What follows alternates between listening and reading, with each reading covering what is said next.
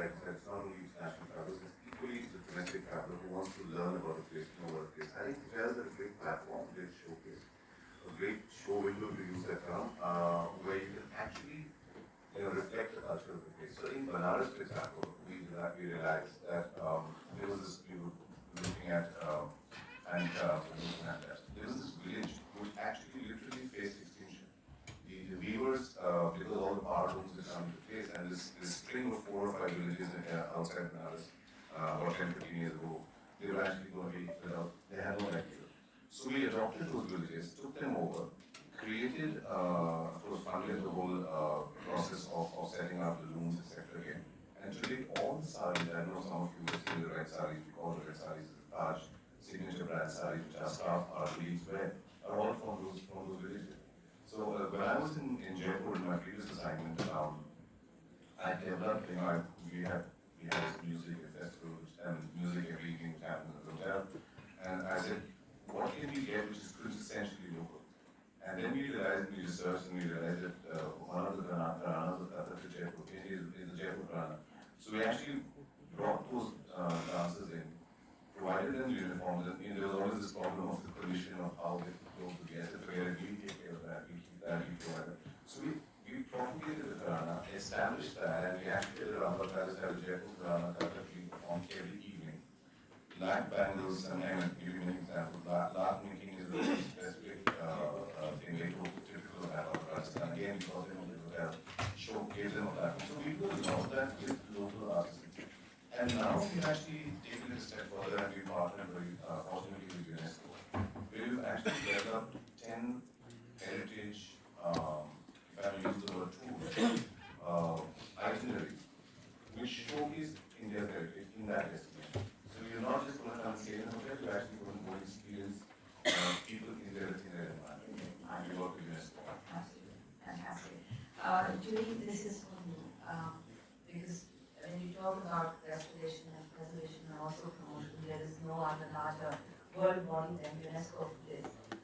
So you have some perspectives about how heritage and restoration and its inclusion into tourism has been, and not all of it should be explored, right? Some of it are challenges. So would you like to talk a bit about that? Thank you so much. First of all, I'd like to thank the organizer for inviting UNESCO. Closer to the mic, please. Yes, can you hear me now? Yes. First of all, I wanted to thank the organizer for having invited UNESCO New Delhi. It is very important that platform of discussion on cultural heritage and tourism. Just before coming here, we had a short introduction, and the processing that Dr. Sri mentioned was exactly what I was going to start actually. The cultural heritage and the tourism are very much interrelated together and then interdependent. Cultural heritage without visitors loses its meaning, and from tourism perspective, cultural heritage sector shares a very important number in terms of the bi-generating employment, in terms of the global development of the tourism. According to the most recent number which I saw, released by the World Tourism Organization, cultural heritage sector within the tourism counts almost 40% of the tourism global revenue. So you see, both cultural heritage need tourism, and then tourism definitely needs cultural heritage. And with this number, I mean, it's an incredible number, 40% of the global tourism revenue. It comes also with a huge responsibility for tourism sector to protect and cultural heritage, which is asset providing and then making more sustainable tourism, but also to support the sustainable development. Then there are various ways to for tourism sector to which is contribute to sustainable development goal. But I will not mention all of them here. But I will just mention about the community, the responsible tourism and community-based tourism. We all talk about very much, and then I understand that the two the stakeholders who are present here, Sonali and IHCN and Tash Group, are one of the stakeholders who are pioneering in this area by through various action for solid waste management, and then of course supporting local communities nearby the protest properties. I mean, I understand, for example, Lali in Kashrao, and then IHCL, Satyajit just mentioned about our joint project that we will support the case of it. It was mostly lots of course, we see, we are witnessing various performance, which now we would like to call India's intangible cultural heritage in the hotel setting, five-star hotel setting, and which is not, which sometimes is not authentic setting, and so we thought that why not we bring the best. I mean, the oldest, especially at the beginning, I think we started with the international tourists. And then because knowing village in India, and then experiencing authentic setting village, and then see them working, living, performing, can definitely create authentic experience. And so we partner with IHG to create such an itinerary. And of course, these itineraries, you cannot just bring the visitors, not only foreigners, but within Indian visitors, because we have to prepare the community to receive those tourists. So visitors, right, like to use rather the word of visitors or travelers rather than tourists. So this is just to showcase how potential and how the tourism sector can contribute to change the paradigm of the tourism sector, and then also at the end to achieve the sustainable development goal, which shows impact on many areas. No? So I think this is something I wanted to share in this platform. So basically what you're saying is, performing art should be seen in its environment rather than being put out there and being showcased out of context. Is that right? No, I mean, I think mostly even bring the performers and dancers into another setting can also be important. But there are various let's say, they are mainly performed in desert area. So attending and experiencing Pavilia dance in a five-star hotel setting, and then in a desert setting is clearly different experience. And we often talk about, especially for big heritage, we talk about authenticity. In order to become one for one side to become World Heritage Site, authenticity is very important. But of course, for intangible cultural heritage, for that kind of authenticity is not offline. It's already experienced in a different setting. Is already very. I mean, I would be very happy to attend such a performance. But bring those tourists to bring in their natural environment. I think this totally changes the experience. And India has so much potential. So that is the potential we wanted to have with the Yeah, which actually is a great thing because now with the opening up of a lot of small off-grid places, each of the place has a very distinctive cultural heritage in terms of textile, craft traditions, performing art traditions, even cuisine and building I was going to say, traditions. you know, so in fact, we actually took in two places, I was just offline family, that is in Goa, we actually decided we worked with a local family. And ironically, the hotel company, the hotel is actually taking these guests out. And we created that experience, both in Goa and also in Jaipur, in the old city, and also really with this foreign family. So we actually had an experience of going, sitting with the family, dining on their table. So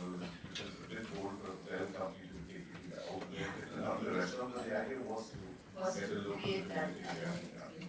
And see, let's face it, the amount of cultural richness that India has, I mean, is so much, and Julie said that we probably are not, all of us not very sensitive to the sheer amount of heritage that we have to protect. Having said that, it is something that we, as tourism entities, we are constantly working at showcasing these elements.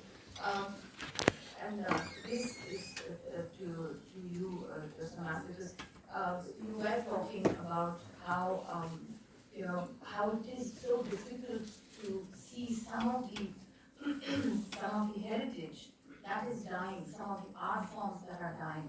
How do we, as hoteliers, and with small hoteliers, I find it easier because they are there, and to bring a dancer or a performing artist or an artist to come or send a tourist there is not very difficult. But how do we bring these, small elements that are, I think they're dying, they're being, they're facing extinction almost on a daily basis. How do we build it back into tourism so that India is a composite narrative? It's not a broken away narrative, and you don't go to some place and know it by chance. You don't see this by chance, but it is something that all of us in the industry deliberately promote all of these things in a very sustained manner, and it becomes a part of our global narrative for India. So that brings us back to the same point that culture and tourism are completely intertwined. And if I can just sort of take a little bit of cue of what Satyajit just said, in our group we say we don't develop hotels. We say we develop destinations, not just hotels. That's our tagline. And for that, automatically, everything that is around in your destination comes up. And we believe that if our destination is thriving, our hotel will thrive. So for example, in Kerala, like you mentioned about dance, Mohiniyattam and Kathakali is such an integral part. So is Kadaipattu, so much of an integral part of Kerala. So we have all those performances.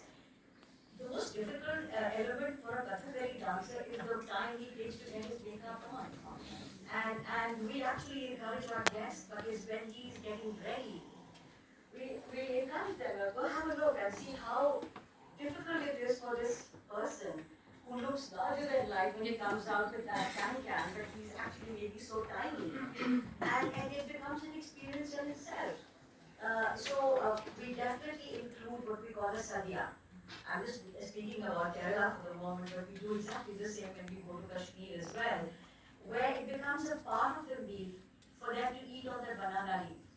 And the sadhya is completely vegetarian, and you eat 3 or 4 different varieties of flavors all in one plate, or on one banana leaf.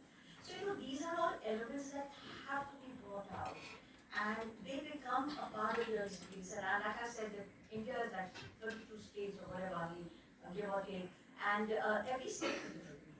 What you get in Rajasthan is completely different from what you get in Kashmir. And the experience, if you go down to Calcutta, for example, I know we spoke about the Calcutta Hotel, this is the love of my life, where it took me the longest time, and I haven't still finished the restoration. Because this hotel has got 3 eras in it. It's got the Victorian era, then it's got the Edwardian era, and then it's got today's Calcutta. So I'm so proud that we have this hotel which has 3 different eras to boast about. And just opposite us, where we are the hotel, there is a little street called Hi-Fi Street. It's the oldest living fast food street of the city. And it is in such a dilapidated condition. It's such a dilapidated condition. And I've tried very hard. Like private play you can't do. You're restricted to what you can do within your own confines. But the moment you step out into the street across you can't do anything about it. Now, I would imagine if that street was brought to life, it would be such an outstanding experience. People do still come there to buy their fish fry and all from there because it's supposed to be really the best thing to eat. but the environment, the hygiene levels, zero. So, yes, I mean, I think there has to be some element of passion, which is required, maybe lacking sometimes in bureaucracy, get lost in bureaucracy, whereby the restoration of a place or the enhancement or the knowledge of the heritage is not there. Again, in Calcutta, our duvet covers and our headboard were woven by Subhash Chandra Bose's great-great-granddaughter, who runs a small NGO of widowed women. So, like he mentioned, that we try and inculcate this, we actually had them, weave this for us. It cost me an arm and a leg. I mean, I could have done, so much more with that, but it was worth it. It was so well worth it to have that done and it's being used in your hotel.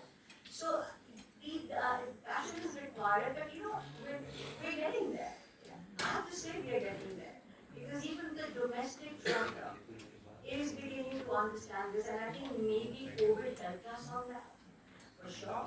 Whereby we began to travel within the country, and as a matter of fact, I mean, all us hoteliers can say with a smile that we survived only because of the domestic traveler. So he or she is now beginning to understand the value of going from one state to another. And connectivity and all is helping, infrastructure is helping. So I think we're getting there, so we're getting there. Absolutely. Thank you so much. One of the things we kind of overlook when we talk about heritage is the spatial heritage. We forget that in a particular area or a particular lane, a particular person sat there. Old Delhi is actually iconic to this. That is why we have various alleys, right? You have the, the Canary Bazaar, you have the Chowli Bazaar. These are iconic names. And when we forget to introduce the relevance of these things in the modern time, we kind of, tourism loses a bit of its servicing. And I know, Vijay, your father had started a lot of initiatives in the area and continues to do so to promote the spatial heritage of Old Delhi. And I'd really like you to highlight some of it. Thank you, Shona. I would like to start by saying, heritage conservation and when you mix it with cultural heritage and then tourism is a very, very difficult task, and especially when you're bringing out, like you said, we're not bringing out hotels, we're actually bringing out destinations. It requires passion, it requires perseverance, and most importantly, it requires a lot of patience. When my father had, I'll come back to the spatial heritage which we talked about, but when you were talking, I just remembered it. When he was finishing the restoration and we were talking about density, he had put these brass rods. And I said, these railings, beautiful railings are there. In between, you have these brass rods. Why? And this is after the entire Haveli is complete, and I still do not believe in the project at all. I run it now, it's a different story. And he said, when the Kathak performer will dance from any floor, you will be able to see their complete attire and you'll be able to see the artist. And I used to wonder at that time, about 10 years ago, who will come and see in Old Delhi a Kathak performance. And we started very slow, but today people love to see the Kathak performance. People want to get their kids to see the Kathak performance. All it requires from this side of us and from our side is perseverance and patience. And I think that is very, very critical. Coming to the spatial heritage, right, it's very important that you build in the areas around you too. So we have not just restored the two Havelis, we restored the 4-6 lanes around it. And these are simple steps which we have done, and it took us very, very long, and we still continue to do so. So it's not happened in one day. All the wires have been brought underground, all the street lights have been put, the gullies get clean wires daily 3 to 4 times. The gullies get painted wires, now they have wall paintings on it. There is dustbins being put. So these are the aesthetic heritage really built into the space, because it's not just the Haveli is not just a modern project. This whole area becomes a modern project, and how you can, restore the entire Old Delhi together. And like she mentioned, these streets are more important than the Haveli itself. The Haveli exists because of these trees and not vice versa. And that should always be the first priority. The moment we forget the area, we should forget ourselves at the area. Thank you. That's remarkable, and I've seen your patience, your perseverance. Yeah.